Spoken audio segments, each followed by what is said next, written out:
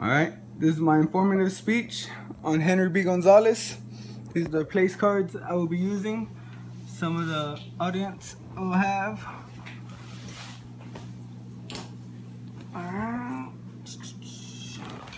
Rest of my audience.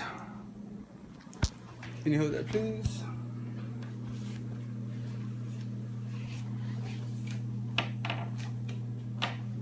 Have you ever walked past a building and wondered why it's named after that man? I always just assumed it was because he had enough money to put his name on a building. But when I did research on Henry B. Gonzalez, I figured out that's not always the case. His father came from Mexico, where he was mayor of Durango, Mexico. He left in 1911 because of the Mexican Revolution. In 1935, Henry ended up graduating Jefferson High School.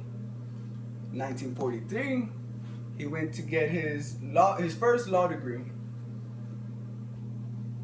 Here in 1943 and 1946, he tried different things where he became a probation officer for juveniles.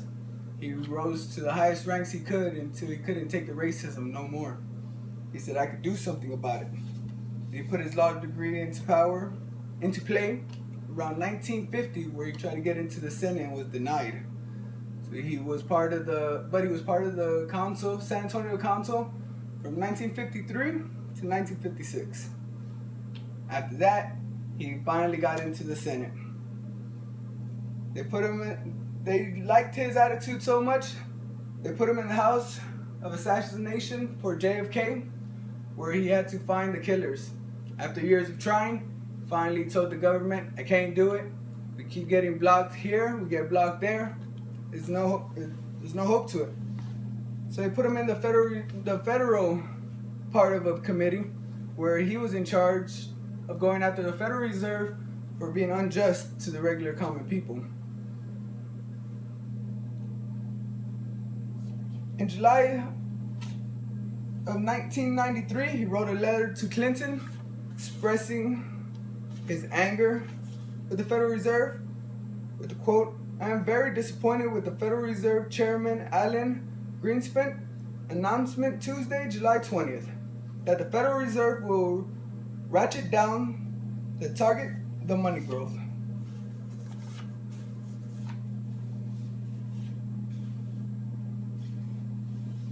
But still, why do we name buildings after this man?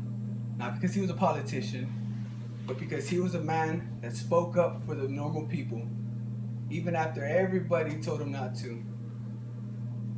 His morals were strong. When he was part of the committees, he would always get militant forces pressure from left and right to follow their cause.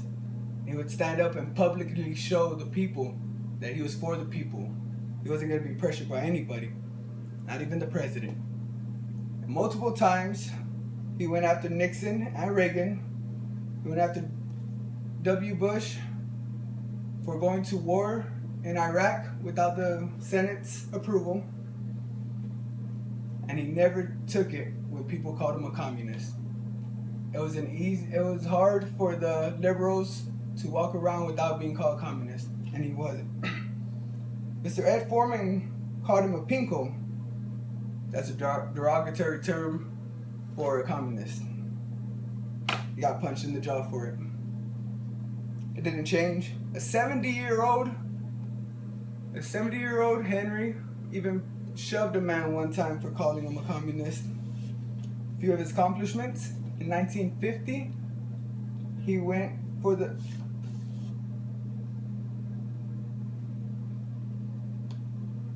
another point, he was the first senator in a century to be Hispanic. He was known as a man to stand up for what he believed in. According to the American National Biography from Oxford University, he garnered national attention when he and fellow senator filibustered from 36 hours in effort to kill the bill promoting segregation.